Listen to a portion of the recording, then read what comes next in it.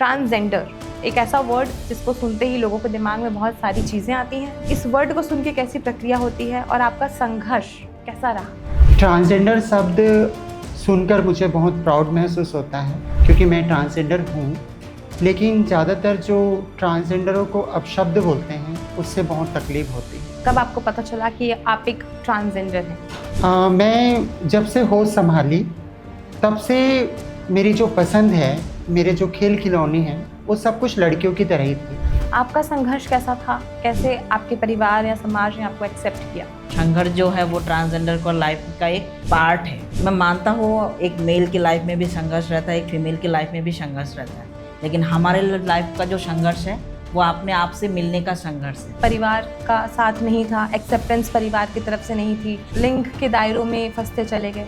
वो लोग का कहना था कि ये तो लड़की जैसा है, लड़कियों का काम करता है, इसकी शादी कराने की ज़रूरत नहीं है, ये तो कड़वा है, अब कहीं हमारे साथ जाने के लायक नहीं है। मैं लड़की बन के डांस भी करती थी क्योंकि मुझे अच्छा लगता था कि इस क्षेत्र में मुझे बड़ा मन था, ब्यूटिशियन का काम करने का बड़ा मन था। तो घर वाले बोलते थे ये जो काम है, शौक है, ट्रेड है, ये लड़कियों का है, राजपूतों का नहीं है। जब 2015 में लिंग परिवर्तन करवाया अपना, एक्चुअली वो आपको बॉडी मिली तो आपकी फीलिंग कैसी थी? कितनी खुश हुई थी जो विनय विद्या बनी तब? समझ जाइए, उससे पहले तक मैं जेल में थी और वो दिन मेरी रिहाई थी। ये जो बिल आया है, क्या कुछ आगे दिक्कतों का सामना इस समाज को करना पड़ेगा? सुप्रीम कोर्ट ने ये कहा कि आप खुद को क्या महसूस करते हैं ये आपका अधिकार है। अगर आप अपने आप को महिला, पुरुष या ट्रांसजेंडर एहसास करते हैं तो कोई भी जेंडर चुनने की आज़ादी है। आप 2019 जो कानून बना, सेम वही चीज़ कानून में भी कही गई। अब जब 2026 में ये कानून आ रहा है, उसमें ये कहा जा रहा है आप खुद में जो एहसास करते हैं उसको हम नहीं मानते। छत्तीसगढ़ में ट्रांसजेंडर्स के लिए जो कम्युनिटी है उनकी कंडीशन बेहतर हुई है या बद से बदतर हुई? जो अपनी पहचान चुनने की आज़ादी थी वो ख़त्म कर दी जा रही है, तो लोग डरे हुए हैं। जो नए ट्रांस युवास आते हैं उनके लिए आप दोनों का क्या कुछ संदेश रहेगा? आप क्या कुछ उनको कहना चाहेंगे? मैं तो यही बोलूँगी कि आपके पास जो सबसे बड़ी चीज़ है ना, वो है आपका एजुकेशन। 2026 के बिल को देख के कोई डरना मत। कोई भी कदम उठाने से पहले ये सोचना कि अगर तुम इस धरती को ही छोड़ दोगे तो तुम जो कर सकते थे वो कौन करेगा। तो परिवार वालों को क्या समझने की ज़रूरत है इस स्थिति में? कि बच्चे को आप मारे, पीटे, डराए मत। नहीं तो जब आप इतना डराएंगे तो एक दिन उनके अंदर से डर खत्म हो जाता है और बेखौफ हो जाता है। फिर वो समाज और परिवार का परवाह नहीं करता है कि लोग क्या सोचें। हमारा बचपन संघर्ष के साथ शुरू होता है और हमारा जीवन जो है वो संघर्ष के साथ खत्म होता है।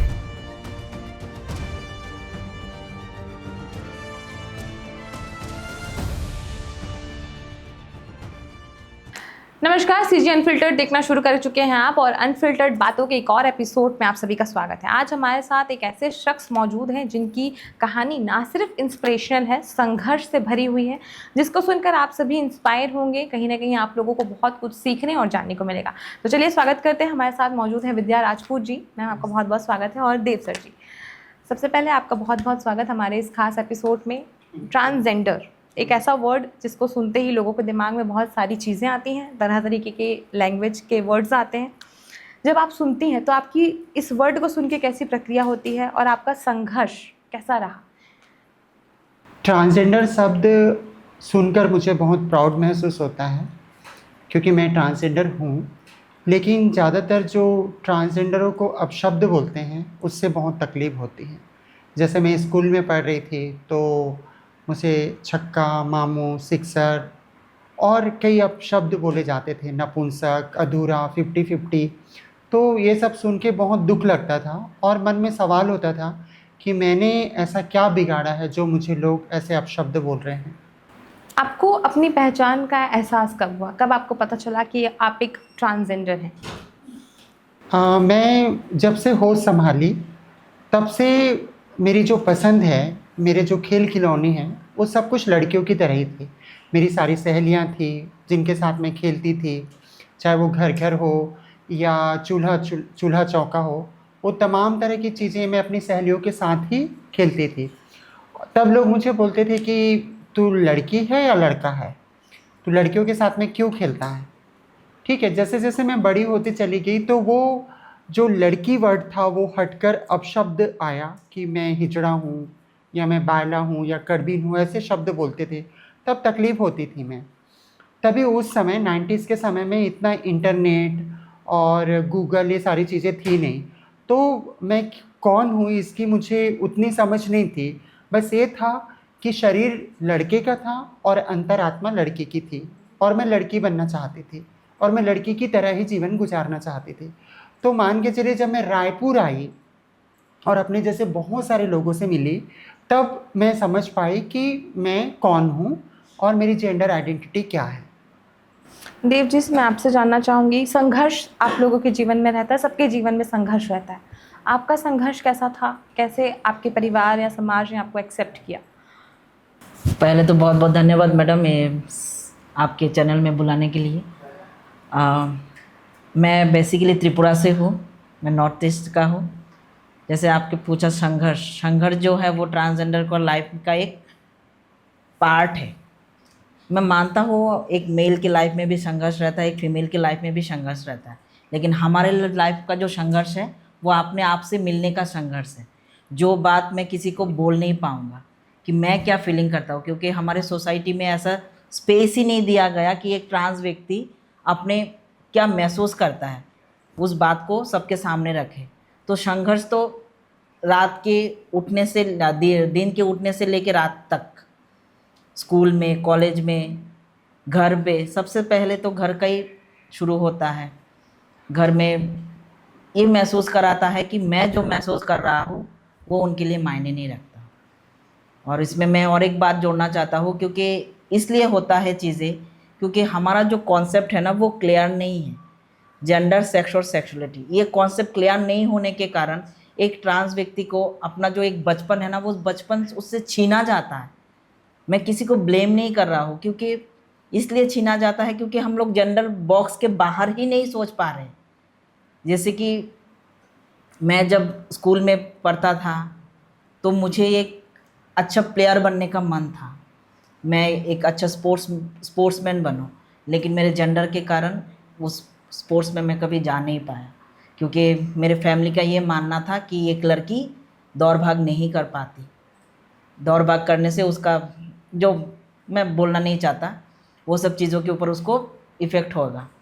तो मैं एक बहुत अच्छा रनर था, मैं 9 10 तक मैं बहुत अच्छा रनर था। मैं बहुत अच्छा रनिंग करता था। मैं क्लास 10th के, जब मेरा 10th स्कूल ख़त्म हो रहा था, तीनों प्राइज़ मेरा रनिंग में था और मैं अपने आप को एक स्पोर्ट्समैन जैसा मानता था। मैं बहुत एनसीसी भी किया, लेकिन हर चीज़ में फैमिली का एक रिस्ट्रिक्शन था कि तुम फीमेल हो, तुमको ये सब चीज़ नहीं करना चाहिए। तो मेरा बचपन, मेरा जेंडर, वो सब के बीच में मैं एक फंसता गया और मेरा जो एक्चुअली जो बचपन जीना था वो मैं कभी जी नहीं पाया। परिवार की बात हो रही है मैम, जैसे सर ने कहा कि परिवार का साथ नहीं था, एक्सेप्टेंस परिवार की तरफ से नहीं थी। रनर बनना चाहते थे लेकिन वो लिंग के दायरों में फंसते चले गए। आपके लिए जब परिवार की बात आती है तो आपका संघर्ष कैसा था? कैसे परिवार ने सपोर्ट किया या नहीं किया? क्या कुछ तकलीफ़ें आपको परिवार की तरफ से देखने या झेलने को मिली? मैं बस्तर फरस गांव से हूँ और मेरी माँ जो है वो मज़दूरी करती थी और हम 6 भाई बहनों में मैं सबसे छोटी थी और मैं अपनी माँ की बहुत क्लोज़ थी और मम्मी का हाथ बटाना मेरा काम था, जैसे घर का चूल्हा चौका करना और मटके से पानी लाना, बाहर झाड़ू लगाना। तो आसपास के लोग मुझे देखते थे या मेरे घर के जो दूसरे भाई बहन थे वो लोग भी मुझे देखते थे, तो वो लोग का कहना था कि ये तो लड़की जैसा है, लड़कियों का काम करता है, इसकी शादी कराने की ज़रूरत नहीं है और ये तो कड़वा है, इसको अब कहीं हमारे साथ जाने के लायक नहीं है। और मैं लड़की बन के डांस भी करती थी क्योंकि मुझे अच्छा लगता था। उन दिनों की बात है जब चांदनी फ़िल्म फ्लोर पे आई थी, तेजाब, तो मुझे बहुत अच्छा लगता था कि जब भी कोई इस तरह के कार्यक्रम होते थे, जैसे दुर्गा उत्सव हो गया, गणेश उत्सव हो गया, स्कूल का जो कल्चर इवेंट हो गया, तो मैं उस पर पार्टिसिपेट करती थी। तो घर वाले मुझे मना करते थे, डांस सीखने का मेरा मन था और फैशन के क्षेत्र में मुझे बड़ा मन था, ब्यूटिशियन का काम करने का बड़ा मन था। तो घर वाले बोलते थे ये जो काम है, शौक है, ट्रेड है, ये लड़कियों का है, राजपूतों का नहीं है। तो हमारे यहाँ तो ऐसा था कि आप दाढ़ी मूंछ भी नहीं कटवा सकते अगर आप राजपूत हैं तो। आज से 20-25 साल पहले काफ़ी अलग सीन था गांव में, अभी तो बहुत कुछ चेंज हो गया है। तो ये बचपन था और उन दिनों लैंगिक शोषण भी हुआ, अपशब्दों से भी शोषण हुआ, मानसिक प्रताड़ना हुई, सुसाइड करने की कोशिश की और कई बार घर छोड़ के भागी, भाई कई बार मरने की कोशिश की। और ये सिलसिला मेरी बात नहीं है, ये आज भी हो रहा है ट्रांसजेंडरों के साथ में। 2014 को सुप्रीम कोर्ट का जजमेंट आया, 2019 को कानून बना, 2026 को ये कानून को अमेंडमेंट किया गया और 2026 में कानून पूरी तरह से ट्रांसजेंडर व्यक्तियों के खिलाफ हो गया। तो हमारा बचपन संघर्ष के साथ शुरू होता है और हमारा जीवन जो है वो संघर्ष के साथ ख़त्म होता है। हम क्या हैं ये लगातार प्रूव करते रहते हैं और सबसे पहले तो हम खुद ढूंढते हैं कि मैं कौन हूँ, और जब हम अपने आप को स्वीकारते हैं, अपने आप से प्यार करते हैं कि मैं कौन हूँ, वहीं से ज़माना, परिवार हमारा साथ छोड़ देता है। रायपुर के उस पार्क में मुलाकात से आपकी ज़िंदगी बदली थी, उसकी क्या कहानी? मैं एक होटल में फ्रंट ऑफिस मैनेजर थी और मुझे एक वेटर ने बताया कि हमारे जैसे लोग जो है वो कलेक्टर गार्डन पे आते हैं। तब मेरा ट्रांसफॉर्मेशन नहीं हुआ था, तब मैं लड़कों की तरह थी, मेरा बॉडी चेंज नहीं हुआ था, अंतरात्मा तो शुरू से ही लड़की की थी। तो जब मैं उस गार्डन में गई और वहाँ पे मेरे जैसे बहुत सारे लोगों को अंदर नाचते गाते आपस में बात करते देखी तो बहुत रिलैक्स हुई कि मेरे जैसे और भी लोग हैं। कुछ दिनों के बाद मेरी उनसे दोस्ती हुई और मैं पूरे शहर में उनके साथ में घूमती थी और मैं जैसी हूँ वैसी अभिव्यक्ति के साथ में घूमना शुरू की। डर भी था क्योंकि परिवार ये नहीं चाहती थी कि मैं किन्नरों की तरह या हिजड़ों की तरह, ट्रांसजेंडर शब्द तो नया है तो नहीं जानते थे उतना, तो बोलते थे कि उनके जैसा मत बनना। तो कहीं ना कहीं ऐसा लगता था कि मैं उनका दिल ना दुखाऊं। तो जब भी मैं अपने सहेलियों के साथ, दोस्तों के साथ रहती थी तो मैं इस चीज़ को छुपाती थी कि घर तक ये बात ना पहुँचे। तो उस पार्क में जब लोगों से मिली और मिलने के बाद पता चला कि कम्युनिटी के लोगों में बहुत से चैलेंजेस है। जैसे कुछ सहेलियां हैं जिनकी बाल बढ़ा है, उसको घर वाले नहीं रखते हैं तो ट्रेनों में वो लोग मांगने खाने जाते हैं। बहुत सारे लोग जो है परिवार ने पूरी तरह से बहिष्कृत कर दिया है, उनका कोई पार्टनर भी था उनको भी बहिष्कृत कर दिया गया है, तो वो लोग अलग रहते हैं, तो उनके पास में खाने कमाने का कुछ नहीं है और कोई जॉब भी नहीं देता। बहुत सारे लोगों ने सुसाइड अटेम्प्ट किया, बहुत सारे लोगों के साथ में सेक्सुअल एब्यूज़ होता है, रेप होता है, जिसके कारण HIV एड्स का खतरा बढ़ गया है। तो इस तरह से हम देख रहे हैं कि कम्युनिटी की जो शैक्षणिक स्थिति है, आर्थिक स्थिति है और सामाजिक स्थिति है वो बहुत ख़राब हो गई है। वहीं से हम लोगों ने एक संगठन बनाने का निर्णय लिया और वो संगठन बना के हम लोग काम करने लगे। जैसा कि आपने कहा, आपने वहीं वो मोड़ ऐसा था जहाँ से आपने फैसला लिया कि आप संगठन बनाएंगे और पूरी कम्युनिटी के लिए काम करेंगे। जब 2015 में आपने ट्रांसफ़र करवाया, लिंग परिवर्तन करवाया अपना, तो उस टाइम जो आपकी फीलिंग थी, जो खुशी थी जिन चीज़ों से, क्योंकि आप अंतरात्मा से आपने कहा कि मैं तो लड़की थी, जब वो एक्चुअली वो आपको बॉडी मिली तो आपकी फीलिंग कैसी थी? कितनी खुश हुई थी जो विनय विद्या बनी तब? मैं समझ जाइए उससे पहले तक मैं जेल में थी और वो दिन मेरी रिहाई थी जिस दिन मेरी सर्जरी हुई। और किसी व्यक्ति को अगर रिहाई मिलती है और मैं लगभग 30-32 साल की उम्र में मैं वो सर्जरी कराई क्योंकि फाइनेंशियली भी प्रॉब्लम था और एक नए पहचान के साथ, जेंडर ट्रांसफॉर्मेशन के साथ अपने आप को समाज में ढालना और प्रेजेंट करना और सही वे पे जाना और अपने जैसे लोगों के लिए वे बनाना, ये इतनी आसान बात नहीं है। तो वो समय बहुत खुशी का था और आज भी मैं खुद से बहुत खुश हूँ। और जो वातावरण है, चाहे जो सरकार का नया कानून हो और जो सरकार का जो रवैया है चीज़ों को इम्प्लीमेंटेशन नहीं करना, वो प्रक्रिया से तो मैं जूझ रही हूँ क्योंकि मैं संतुष्ट नहीं हूँ और मैं हमेशा ये जूझती रहूँगी क्योंकि जो हमारा अधिकार है और कम्युनिटी को जो योजनाओं का लाभ मिलना चाहिए उसके लिए हम लोग लगातार संघर्ष करते रहेंगे। मैम इसी पे मैं क्वेश्चन करूँगी, हाल ही में कुछ दिन पहले एक बड़ी रैली निकाली गई, ट्रांसजेंडर समाज सड़कों पर था, बिल का विरोध हुआ, जो उसमें गाइडलाइंस हैं या फिर चीज़ आई हैं। जिनको पता है उनको पता है, जिनको नहीं पता है उनको आप किस तरीके से इसके बारे में बताएंगी? और दूसरी चीज़, ये जो बिल आया है क्या कुछ आगे दिक्कतों का सामना इस समाज को करना पड़ेगा, उसके बारे में बताइए। ठीक है, तो सबसे पहले मैं डेफिनेशन बताती हूँ। तो डेफिनेशन क्या था, सुप्रीम कोर्ट ने ये कहा कि आप खुद को क्या महसूस करते हैं ये आपका अधिकार है। अगर आप अपने आप को महिला, पुरुष या ट्रांसजेंडर एहसास करते हैं तो कोई भी जेंडर चुनने की आज़ादी है आपको। ये 2014 में किसने कहा? सुप्रीम कोर्ट ने कहा। 2019 जो कानून बना, सेम वही चीज़ कानून में भी कही गई। ठीक, अब जब 2026 में ये कानून आ रहा है, उसमें ये कहा जा रहा है आप खुद में जो एहसास करते हैं उसको हम नहीं मानते। ट्रांसजेंडर वो व्यक्ति हैं जो जैविक रूप से विकलांग होंगे या वो लोग जो परंपरागत पेशा में हैं।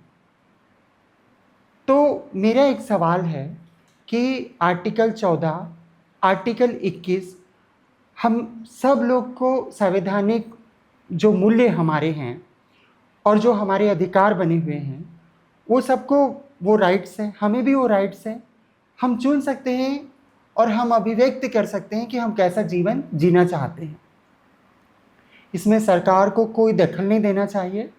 जो इंटरनेशनली डेफिनेशन है ट्रांसजेंडर का, तो ट्रांसजेंडर उसी व्यक्ति को कहा जाता है जिसकी अभिव्यक्ति उसके जैविक सेक्स के विपरीत हो। जैसे मैं इस दुनिया में एक लड़के के रूप में आई, पर मेरी अभिव्यक्ति एक लड़की की तरह है। आप इस दुनिया में एक लड़की के रूप में आई, पर इनकी अभिव्यक्ति एक लड़की की तरह है। तो सरकार जब ये बिल लाया तो उन्होंने किसी भी तरह का कोई कम्युनिटी के साथ में परामर्श नहीं किया। जबकि नालसा जजमेंट आया था, उसके लिए पूरे देश भर में अलग अलग क्षेत्र में इसके लिए विचार विमर्श हुआ था, संगोष्ठी हुई थी, बातचीत हुई थी, चर्चा हुई थी, सेमिनार हुआ था। 2019 में जब एक कानून बना तो इसके लिए स्टीयरिंग कमेटी बनाई थी। सोशल जस्टिस मिनिस्ट्री को जो है वो नोडल मिनिस्ट्री बनाया गया था। तो हम देखते हैं कि सरकार कोई भी नया कानून ला रहा है तो एटलीस्ट उन लोगों से तो पूछें कि कानून में किस तरह का बदलाव आपको चाहिए। लेकिन सरकार ने, मैं खुद राष्ट्रीय ट्रांसजेंडर परिषद के सदस्य हूँ भारत सरकार में, लेकिन काउंसिल में इतने सारे मुद्दे उठते हैं, रोटी, कपड़ा, मकान, रिजर्वेशन, हेल्थ, इन चीज़ों पे कोई भी अमेंडमेंट नहीं हुआ। सोशल सिक्योरिटी को लेके कोई भी बात नहीं कही गई, हेल्थ पॉलिसी को लेके कोई बात नहीं हुआ, ट्रांसजेंडर स्पोर्ट्स को लेके कोई बात नहीं हुआ। लेकिन बात किसका हुआ कि जो सेल्फ परसीव जेंडर हैं, खुद में जो एहसास है, उस एहसास को ख़त्म कर दिया गया। पूरा देश, पूरी दुनिया, पूरा मानव जाति जो है, उनके पास जो चीज़ है वो है संवेदना, एहसास, भावनाएं। आप जब उसको ही काट दोगे तो एक इंसान, तो इंसान क्या, वो मनुष्य भी नहीं रहेगा। तो सरकार जो हमसे हमारे अधिकार ही नहीं, हमारा जीवन ही खत्म कर दे रही है। सर आप क्या कुछ कहेंगे इस पर? सबसे बड़ी बात ये है, इस बिल में जो अभी 2026 का जो अमेंडमेंट बिल आया है उसमें ट्रांसमैन के बारे में एक शब्द तक नहीं लिखा गया है। लेकिन ये जो ट्रांसमैन है ये आज के ज़माने का नहीं है। हम अगर महाभारत उठा के देखें उसमें शिखंडी है, तो शिखंडी कौन थी? शिखंडी का जो दैत्य नेम था, जन्म का जो नाम था वो शिखंडिनी थी। तो शिखंडिनी जब उसका जेंडर अफर्मेशन हुआ तब उसका नाम हुआ शिखंडी। आज अगर शिखंडी नहीं होती तो क्या भीष्म पितामह का वध होता? नहीं होता। भीष्म पितामह का वध नहीं होता तो महाभारत भी कोई नहीं जीतता, पांडव कभी महाभारत नहीं जीतते। तो जिस तरह इस बिल ने ट्रांसमैन का वजूद को ख़त्म कर दिया, तो मेरा बस यही मानना है, अगर आप मुझे नहीं मानते तो शिखंडी को कैसे मान रहे? लेकिन उसी राज्यसभा में बार बार शिखंडी का नाम लिया गया है, लेकिन उनको पता ही नहीं है कि शिखंडी कौन है। आज के जनरेशन में जितने भी ट्रांसमैन हैं वो शिखंडी के पूर्वज हैं। तो शिखंडी से हमारा जन्म हुआ है। आप अगर शिखंडी को नहीं हमको नहीं मानते तो शिखंडी को कैसे मान रहे हैं? और सबसे दुख लग रहा है क्योंकि ट्रांसमैन किसी समूह में नहीं रह सकते। इस बिल में जैसे बोला गया कि अगर आप किन्नर परंपरा कर रहे हो तो ट्रांसमैन किसी ग्रुप में नहीं आ सकते, क्योंकि ज़्यादातर ट्रांसमैन इंडिविजुअली जीते हैं। क्योंकि और सबसे बड़ी बात यहाँ पे है, एक ट्रांसमैन जो है वो लड़की शरीर में कैद रहता है। जब एक लड़की शरीर में कोई इंसान कैद है तो उनके लिए जीना कितना मुश्किल है, क्योंकि हमारे सोसाइटी में आज भी लड़की लोगों का उतना एक्सेप्टेंस नहीं है। उस सोसाइटी से मैं अपने आप को मैन बोल के मैं सामने आ रहा हूँ। सबसे पहले मेरा जो पितृ सत्ता है वो मेरे ऊपर अटैक कर रहा है, तो मैं तो सबसे नीचे स्तर से ऊपर आ रहा हूँ, तो मेरा तो वजूद ही पूरा ख़त्म हो गया, मेरा कोई वजूद ही नहीं रहा। आज मैं अपने आप को क्या बोल के आइडेंटिफाई करूँगा? मैं तो अपने आप को ट्रांसमैन बोल के प्राउड महसूस करता हूँ कि मैं एक ट्रांसमैन हूँ। और मैं ये बोलना चाहता हूँ, एक ट्रांसजेंडर ना इस दुनिया में सबसे ज़्यादा वो नसीब है, क्योंकि वो एक ही शरीर में 2 ज़िंदगी जी रहा है। तो मुझसे ज़्यादा कौन इंसान इतना खुश नसीब होगा कि मैं एक ही जन्म में 2 ज़िंदगी जी रहा। और भी उससे ज़्यादा बड़ी बात है कि मैं अपने आप को पैदा कर रहा हूँ। भले इस जन्म में मैं किसी कोख से नहीं आया, मैं अपने ही कोख में अपने आप को रखा और मैं अपने आप को पैदा किया। तो मुझसे ज़्यादा खुश नसीब कौन होगा? आप दोनों आप जैसे छत्तीसगढ़ से हैं, आप त्रिपुरा से हैं और आप छत्तीसगढ़ में काम कर रहे हैं, तो आपको क्या लगता है कि छत्तीसगढ़ में ट्रांसजेंडर्स के लिए जो कम्युनिटी है उनको क्या कुछ चुनौतियों का सामना इन दिनों करना पड़ रहा है, या फिर उनकी कंडीशन बेहतर हुई है या बद से बदतर हुई? ये देखिए कि ये कानून आने से पहले, और खैर अभी तो 2026 का कानून जो है वो ग्राउंड पे अभी इम्प्लीमेंटेशन नहीं हुआ है, लेकिन जो कम्युनिटी में जो पैनिक की स्थिति है वो शुरू हो गई कि हमारी पहचान की आज़ादी, जो अपनी पहचान चुनने की आज़ादी थी वो ख़त्म कर दी जा रही है। तो लोग डरे हुए हैं, लोग अपने ट्रांजैक्शन प्रोसेस में थे, रूपांतरण के प्रोसेस में थे, जैसे कोई हार्मोन्स पे था, कोई काउंसलिंग में था, कोई सर्जरी के प्रोसेस में था। साथ ही साथ वो अलग अलग कंपटीशन एग्ज़ाम की तैयारी कर रहे थे, कोई पुलिस, कोई फायर ब्रिगेड, कोई सब इंस्पेक्टर, कोई एसएससी, कोई रेलवे, अलग अलग एग्ज़ाम की तैयारी में थे, कोचिंग करते थे, पढ़ाई कर रहे हैं अलग अलग कॉलेजेस से। अब अगर उनके पहचान पे, उनके गरिमा पे, उनके अस्तित्व पे ही सवाल उठा दिया जाएगा और उनके जो सेल्फ परसीव है, मतलब स्वयं के एहसास से जो जेंडर उन्होंने तय किया गया है उसको ही ख़त्म कर दिया जाएगा, तो फिर वो लोग आगे कैसे बढ़ेंगे? दूसरी चीज़ ये है कि छत्तीसगढ़ में बहुत काम हुआ है। यहाँ पे 32 ट्रांसजेंडर पुलिस है, बालको, कोरबा, वेदांता, भद्रक, झारसुगुड़ा, ऐसे जगहों पे 100 से भी ज़्यादा ट्रांसजेंडर जो है वो security guard, machine operator, loco pilot, forklift operator, इन सारे पोस्ट पे काम कर रहे हैं। तो ये लोग कहीं ना कहीं इनको स्पेस मिला, इन्होंने अपना एजुकेशन कंप्लीट किया, और मैं धन्यवाद करती हूँ उन विभाग का और इंस्टीट्यूट का या उन कंपनियों का जिन्होंने ट्रांसजेंडर व्यक्तियों को रोज़गार दिया और ट्रांसजेंडर व्यक्तियों पे भरोसा किया। तो हम देखते हैं कि ये जो 100-150 लोग एक प्रेरणा बने हैं ट्रांसजेंडर कम्युनिटी का, और जो मेन स्ट्रीम पॉपुलेशन है उसका भी सोच बदले हैं। तो इसी तरह से ये जो नौकरी और आत्मनिर्भर बनने का जो कतार बढ़ रहा है, ये संख्या बढ़नी चाहिए। और लोग देखिए, कोई भारत सरकार ये सोचती है कि ट्रांसजेंडर व्यक्ति जो है वो ट्रांसजेंडर व्यक्ति नहीं है, वो ट्रांसजेंडर व्यक्तियों का योजना का मिसयूज़ मत करें। तो मेरा केंद्र सरकार से ये सवाल है, क्या आपने रोज़गार दिया? क्या आपने पेंशन दिया? क्या आपने स्कॉलरशिप दिया? क्या आपने कोई ऐसा स्कीम बनाया जिससे ट्रांसजेंडर व्यक्तियों को लाभ हो? केंद्र सरकार के द्वारा एक ट्रांसजेंडर आइडेंटिटी कार्ड बनाई जाती है जिससे सिम कार्ड भी नहीं आता है। दूसरी बात, ट्रांसजेंडर व्यक्तियों के लिए एक गरिमागृह शेल्टर होम है, वो 23 राज्यों में चल रहा है। तो एक शेल्टर से ही पूरी कम्युनिटी का डेवलप नहीं होगा। सरकार को कम्युनिटी के डेवलप के लिए सभी आयाम में काम करने की ज़रूरत है, चाहे साहित्य के क्षेत्र में हो, चाहे कल्चरल के क्षेत्र में हो, चाहे स्पोर्ट्स के क्षेत्र में हो, चाहे वो एम्प्लॉयमेंट के क्षेत्र में हो, तो सभी क्षेत्र में सरकार को काम करने की ज़रूरत है। और छत्तीसगढ़ में बहुत जल्दी स्टेट पॉलिसी भी बनने वाली है। मुझे नहीं पता कि नया कानून आने के बाद कितना फ़र्क पड़ेगा, लेकिन कम्युनिटी डरी हुई है और कई लोग तो ये भी बोलते हैं कि हम ज़्यादा सफ़र नहीं कर पाए तो हम इस दुनिया को छोड़ देंगे।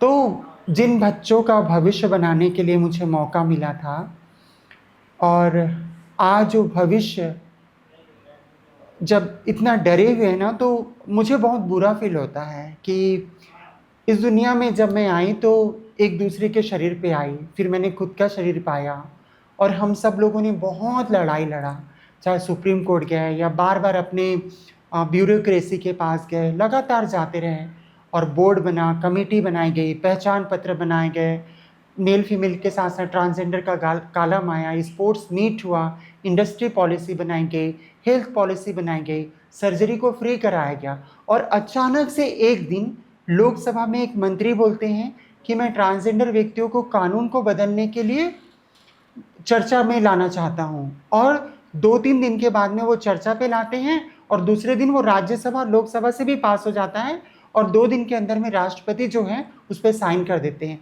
तो ऐसी क्या जल्दी थी कि आपने कम्युनिटी से कोई कंसल्टेशन ही नहीं किया और 5 दिन के अंदर इस देश में जो लोग ट्रांसजेंडर थे उनके खिलाफ जाके आपने ये कानून ला दिया। गरिमा गृह की आपने बात की, मितवा संकल्प एक ऑर्गेनाइजेशन है, गरिमा गृह है, तो आप कितना कुछ बदलाव इनके बनने के बाद इस कम्युनिटी के लिए देख रही हैं, या आप देख रही हैं कि हाँ ये जब आई है कम्युनिटीज़ तो बदलाव हुआ है, बहुत सारी चीज़ें बदली हैं, या बदलाव आगे भी होता रहेगा क्योंकि चेंज तो चलता रहेगा। लेकिन ये जो 2 आपको ऑर्गेनाइजेशन मिल गई हैं, जैसे गरिमा गृह आपने बोला ये एक ऑर्गेनाइजेशन है, तो उससे कितना कुछ फ़र्क पड़ा है कम्युनिटी को? बहुत फ़र्क पड़ा है, लेकिन ये सफिशेंट नहीं है। लेकिन ये है कि एक ठिया मिल गया है, मतलब एक छत मिल गया है, आश्रय मिल गया है, और वहाँ पे लोग पढ़ाई करते हैं, वहाँ पे कोचिंग लेते हैं, वहाँ पे स्किल डेवलपमेंट के जो कार्यक्रम होते हैं, प्रोग्राम होते हैं, उसमें पार्टिसिपेट करते हैं। उनके अंदर अगर खेलने की, अगर उनके अंदर में किसी भी प्रकार की जो क्रिएटिविटी है उनको वहाँ पे प्लेटफॉर्म दिया जाता है। डॉक्टर है, काउंसलिंग है, तो ये सारे फूड है, ठीक है, तो ये सारे चीज़ जो है वो गरिमा गृह में ट्रांसजेंडर व्यक्तियों को प्रोवाइड किया जाता है। तो एक निर्भीक होके और ख़ुद को आज़ाद महसूस करके वो अपना जीवन बहुत अच्छे से जी रहे हैं, और उनके अंदर जो है वो है हौसला, और उनके अंदर में एक चीज़ है जो उनसे कोई नहीं छीन सकता, वो है उनका आत्मबल, और वो इच्छा शक्ति के साथ आगे बढ़ रहे हैं और लगातार वो अलग अलग परीक्षाओं की तैयारी भी कर रहे हैं और पूरे आत्मसम्मान और आत्मविश्वास और आत्मबल के साथ आगे बढ़ रहे हैं। ये तो बहुत सीरियस टॉक हो गया जब से हम बिल्स की बात कर रहे हैं। अभी थोड़ा सा माहौल को लाइट करते हैं। दोस्ती एक ऐसा वर्ड है जो सबके जीवन में सेम इम्प्लीमेंट करता है, ठीक है, बहुत महत्वपूर्ण एक रोल प्ले करता है लाइफ में। फ्रेंडशिप, चाहे वो मेल हो, फीमेल हो या ट्रांस हो, फ्रेंडशिप वो कोई जेंडर का मोहताज नहीं। तो आप दोनों की लाइफ में फ्रेंडशिप कैसी रही, आपको कितने अच्छे दोस्त मिले, और आपके जो कठिन समय में आपके फ्रेंड्स ने आपको कैसे संभाला, अगर उसके बारे में आप बताएं तो। बिल्कुल, तो आप मेरे हस्बैंड हैं जी। देखिए, मेरे लाइफ में तो कोई ऐसा दोस्त नहीं मिला बिकॉज ऑफ माई जेंडर। मेरे स्कूल से लेके अभी तक मैं अपना कोई ऐसा बोलते हैं ना कि बेस्ट फ्रेंड मेरा कोई नहीं था। मैं अब खुद का ही मेरा दोस्त था, मैं खुद का ही मैं अपना पेरेंट्स था। तो मेरे लाइफ में कोई दोस्त नहीं आया और मैं कभी बनाया भी नहीं, क्योंकि मुझे ऐसा लगता था कि क्योंकि मेरा जो घर से निकलने के टाइम पे मेरा जो एक मकसद था वो यही था, मुझे अपने आप से मिलना है। मैं अगर अपने दोस्त यारी के बीच में मैं अपने आप को ज़्यादा इन्वॉल्व कर लूँगा तो मेरा जो मकसद था वो कहीं ना कहीं पे पूरा नहीं होगा, क्योंकि ये जो फाइनेंशियली सपोर्ट है ना वो दोस्त यार भी ज़्यादा नहीं करते क्योंकि मैं इतना लकी नहीं था, शायद मुझे ऐसा लगता है मैं इतना लकी नहीं था कि मुझे कोई दोस्त नहीं मिला। तो मैं अपना ही खुद का ख्याल रखता था और अपने आप से ही अपने आप को ग्रो किया।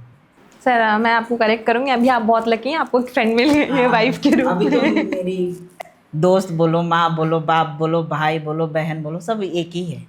वो मुझे अभी कब मिले थे हम लोग मिले थे 2020 में। आप लोग मिले कैसे? अब ये बात निकली है तो बता ही दीजिए कैसे मिले। क्या हुआ था ना, तब लॉकडाउन का टाइम, हाँ, कोविड आ गया था। तो मैं उस टाइम पे बैंगलोर छोड़ के मैं दिल्ली आया था।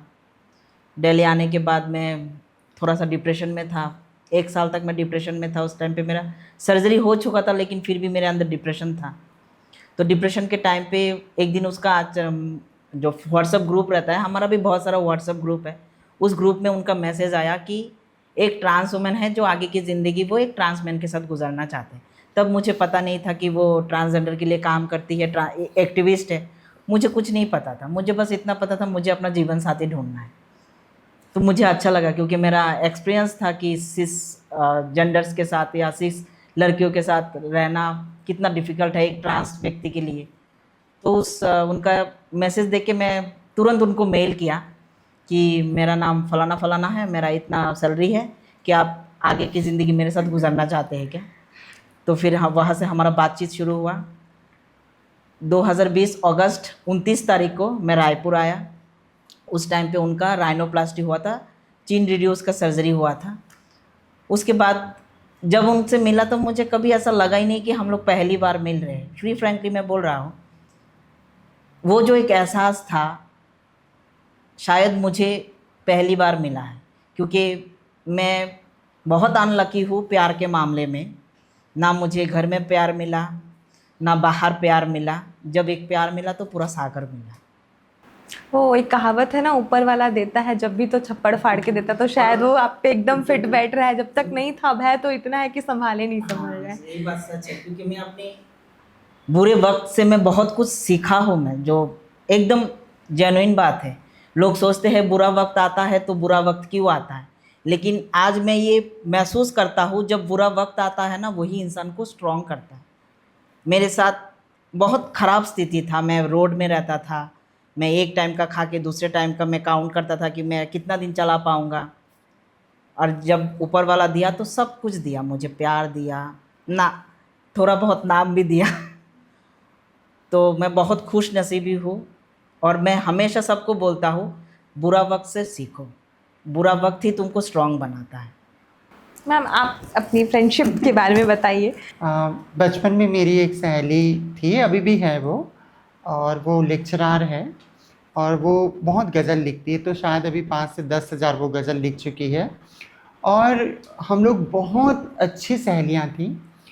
तभी मैं उसके सामने बताती नहीं थी कि मैं लड़कियों की तरह महसूस करती हूँ, लेकिन मेरे साथ जो होता था, जैसे कि डिस्क्रिमिनेशन या फैमिली में एक्सेप्टेंस नहीं है, उन सारी चीज़ों पे बात होती थी, लेकिन मैं स्पष्ट नहीं बताती थी।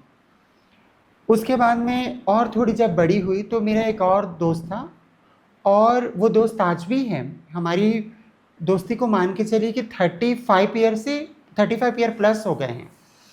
आज भी वो लोग बहुत अच्छे दोस्त हैं, और एक बिजनेसमैन है और वो लेक्चरर है।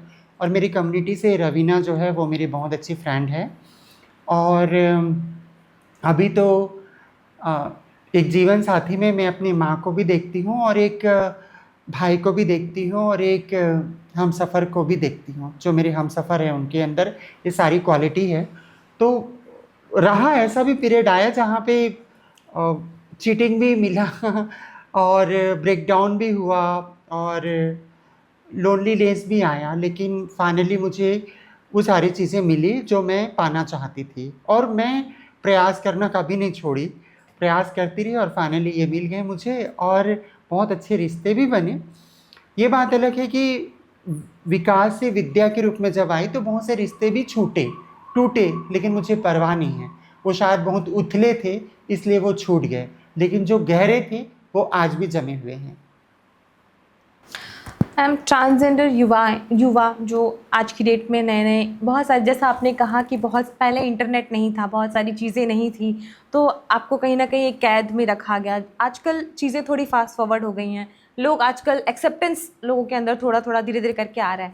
जो नए ट्रांस युवा आ रहे हैं उनके लिए आप दोनों का क्या कुछ संदेश रहेगा, आप क्या कुछ उनको कहना चाहेंगे? ठीक है, मैं तो यही बोलूँगी कि आपके पास जो सबसे बड़ी चीज़ है ना वो है आपका एजुकेशन। आप अपने एजुकेशन को कंटिन्यू कीजिए, और आपके एजुकेशन से जब आप सेटल हो जाओगे, आत्मनिर्भर बन जाओगे, तो आप जैसा जीना चाहते हो उस पहचान और उस आज़ादी के साथ में जी सकते हो। तो पहले आप अपना एजुकेशन को कंप्लीट कर लीजिए, और उसके बाद एक अच्छा कैरियर बना लीजिए, और उसके बाद आप आज़ादी के साथ अपनी पहचान के साथ आप जिए। सर आप क्या कुछ कहेंगे? मेरा बस यही कहना है कि 2026 के बिल को देख के कोई डरना मत। कोई भी कदम उठाने से पहले ये सोचना कि अगर तुम इस धरती को ही छोड़ दोगे तो तुम जो कर सकते थे वो कौन करेगा। हर ऊपर वाला ने अगर किसी को इस धरती पे भेजा है तो उसका कोई ना कोई मकसद होगा। एक बहुत पुरानी मूवी का एक डायलॉग है, ये दुनिया एक रंगमंच है, इसमें हर कोई अपना अपना किरदार निभाता है। बस मेरा बस यही एक सुझाव है कि, और यही एक क्या बोलूँ, संदेश है कि दुनिया छोड़ने से पहले बस उस बात को सोच लेना। और अमेंडमेंट बिल कोई बड़ी बात नहीं है। हम लोग जैसे 2014 में जब नालसा जजमेंट आया उससे पहले भी तो हम जी रहे थे, उससे पहले भी हमारा वजूद था, तो अभी भी हमारा वजूद है। बस ये है कि हम जैसे बाकी चीज़ों के लिए लड़ते हैं, हम अपने अधिकारों के लिए लड़ेंगे, क्योंकि ये जो हक है हमको कॉन्स्टिट्यूशन ने दिया है। डरने की कोई बात नहीं है, जैसे जी रहे थे वैसे जियो और मस्त से खुल के जियो। ज़िंदगी बहुत सुहानी है। इसी से जुड़ा मेरा एक सवाल है, परिवार जैसे हम बात कर रहे हैं, परिवार में एक्सेप्टेंस नहीं होता, परिवार में भी कहीं ना कहीं टॉर्चर की स्थिति बन जाती है, बच्चे डिप्रेशन में चले जाते हैं यहाँ पे। तो उन परिवारों वालों को क्या चीज़ समझने की ज़रूरत है ताकि वो बच्चों को इतना उस लेवल तक परेशान ना करें या उनको समझें? तो परिवार वालों को क्या समझने की ज़रूरत है इस स्थिति में? मेरा तो सबसे पहले कहना ये है कि मैं अगर पेरेंट्स होता, अगर मेरा बच्चा मुझे बोलता तो मुझे शायद समझ में नहीं आता, जो आम बात है। मैं एक पेरेंट्स की दिशा से बोल रहा हूँ। मैं बस अपने बच्चे को ये बोलता कि तुम जो सोच रहे हो शायद मेरे दिमाग में वो नहीं आया, लेकिन सबसे पहले तुम अपने एजुकेशन कंप्लीट करो। मैं तुम्हारे हर पल में तुम्हारा सपोर्ट करूँगा। अगर बाहर भी कोई कुछ बोल रहा है तो मैं उनको जवाब दूंगा कि इसको पालने वाला पेरेंट्स मैं हूँ, उसके हर खर्चा को मैं देख रहा हूँ। तो मेरा बच्चा मेरे मर्ज़ी से और उसके मर्ज़ी से जिएगा, उसमें कोई सोसाइटी का कोई रोल नहीं होगा, क्योंकि उसके लिए दिन भर धूप में मैं कमा रहा हूँ। तो मेरा बच्चा अगर कुछ भी कर रहा है वो मेरे पैसे से कर रहा है, उसको उतना ही आज़ादी है जितना तुम्हारे बच्चे का है। मैं तो ये कहना चाहूँगी कि किसी को कोई हक नहीं है कि दूसरे के प्राइवेसी में इंटरफेयर करे। आप किस रंग के कपड़े पहनते हो, आपका वे ऑफ टॉकिंग क्या है, आप अपने घर में कौन सा पैड रखते हो, आपको कैसे रहना पसंद है, आपको कैसे खाना पसंद है, आप किस स्टाइल से खाते हैं, कैसे बोली भाषा में बोलते हैं, क्या पहनावा है, तो दूसरे व्यक्ति को कोई अधिकार नहीं है कि वो हस्तक्षेप करे, क्योंकि ये मेरा बहुत व्यक्तिगत मामला है, तो किसी को इंटरफेयर करने की ज़रूरत नहीं है। रही बात पेरेंट्स की, अगर जैसे देव ने कहा उसी बात को मैं ये कह देती हूँ कि अगर माँ बाप खड़े होकर कहे कि मेरा बच्चा जैसा भी है वो मेरा बच्चा है, मैं उसके साथ हूँ, और अगर मुझे समझ में नहीं आता, पेरेंट्स को समझ में नहीं आता है, तो वो डॉक्टर के पास जा सकते हैं, अपनी काउंसलिंग करा सकते हैं, अपने साथ साथ बच्चे की भी काउंसलिंग करा सकते हैं कि बच्चा जब ग्रोथ कर रहा है तो हम जो देख रहे हैं कि एक लड़के को कैसा होना चाहिए, एक लड़की को कैसा होना चाहिए, उसके बिल्कुल ऑपोजिट है, तो हम डॉक्टर से मिले, कंसल्ट करें, और उन्हीं डॉक्टर से मिले भैया जो थोड़ा ट्रांस फ्रेंडली हो। नहीं तो कई ऐसे डॉक्टर रहते हैं ना, हार्मोन्स की दवाई दे देते हैं और पागल खाने में भी भेज देते हैं। तो ये भी चीज़ है। बहुत सारे पेरेंट्स ऐसे भी रहते हैं जो सिरहा गुनिया के पास में भेज देते हैं, तो उससे और मामला बिगड़ जाता है। और ये भी बात है ना कि एक चीज़ मैं बोलना चाहूँगी कि बच्चे को आप मारे, पीटे, डराए मत। नहीं तो जब आप इतना डराएंगे तो एक दिन उनके अंदर से डर खत्म हो जाता है और बेखौफ हो जाता है। फिर वो समाज और परिवार का परवाह नहीं करता है कि लोग क्या सोचेंगे। तो फिर लोग मनमानी कर लेते हैं। मैम एक रैपिड फायर सेशन होता है हमारा। जी, मैं जी, कुछ जी। सवाल करूंगी, आप उसके तुरंत जवाब देंगे, आपको सोचने का टाइम नहीं मिलेगा। बिल्कुल मेरा बिल्कुल। सवाल दोनों से एक ही रहेगा, तो दोनों बारी बारी से जवाब देंगे। सबसे पहले जब आप विकास नाम सुनते हैं तो आपके दिमाग में या फिर मन में जो सबसे पहला ख्याल आता है वो क्या है? विद्या। सर आपका? मेरा हाँ मेरी पत्नी का ही नाम आता है। हाँ नाइस। बचपन का सबसे मुश्किल पल आप दोनों के लिए कौन सा था? बचपन में तो पूरा बचपन ही मुश्किल से भरा रहा। तो भाई लोग की मार डांट से मैं घर छोड़ के भाग जाती थी ना, तो वो बड़ा मुझे याद आता है। मैं कई किलोमीटर पैदल चल के भाग जाती थी। एक बार पहाड़ में चढ़ गई थी कूदने के लिए, एक बार फिनाइल पी ली थी, एक बार कनेर बीज को पीस के पी ली थी। तो बहुत डर लगता है और मैं सोचती हूँ ऐसा बचपन किसी के साथ भी मत हो। समाज या सिस्टम, सबसे बड़ी चुनौती क्या? दोनों। एक चीज जो तुरंत बदलनी चाहिए या फिर चाहेंगी आप? ट्रांसजेंडर अमेंडमेंट एक्ट 2026 तुरंत बदल जाना चाहिए। प्राइड या पेन, आपकी जर्नी किससे ज़्यादा जुड़ी रही? Pain to pride. आपका रोल मॉडल कौन है? मेरी माँ। बीवी। एक मिथ जो ट्रांसजेंडर समुदाय को लेकर सबने गलत है, वो फैल गया है कि ट्रांसजेंडर्स जो कम्युनिटी है उसको लेकर एक मिथ सबके दिमाग में है, वो क्या है आपके हिसाब से और वो गलत है? पैदाइशी ट्रांसजेंडर होते हैं। ट्रांसजेंडर व्यक्तियों के पास में लिंग नहीं होता है, लोग ऐसा सोचते हैं। सेल्फ आइडेंटिफिकेशन ज़रूरी है या नहीं? बहुत बहुत जरूरी। ज़रूरी है। ट्रांसजेंडर युवाओं के लिए एक शब्द। क्या? खुल के जियो। अपनी ज़िंदगी है, खुल के जियो। खूब पढ़ो और आत्मनिर्भर बनो। समाज का एक वो तंज जो आज भी आपके कानों में गूंजता है। मेरे भाई का बेरुखी। छक्का। अगला लक्ष्य, संसद में प्रतिनिधित्व या गांव-गांव में जागरूकता? संसद में प्रतिनिधित्व। न्यायपालिका। तो इसी के साथ ये एपिसोड यहीं ख़त्म होता है। हमारे साथ थी विद्या राजपूत मैम और देव सर, जिन्होंने हमें बिल के बारे में बहुत कुछ समझाया, बताया बिल की क्या, जो बिल है वो क्यों उसका विरोध ट्रांसजेंडर समाज कर रहा है। उन्होंने अपनी पर्सनल लाइफ को लेकर भी कुछ चीज़ें हमारे साथ शेयर की। आई होप आपको ये एपिसोड अच्छा लगा होगा। अगर ये एपिसोड आपको अच्छा लगा है तो हमारे चैनल को सब्सक्राइब करना ना भूलें। नमस्कार, मैं थी आपके साथ मधु और आप देख रहे थे अनफिल्टर्ड बातें CG अनफिल्टर्ड पर।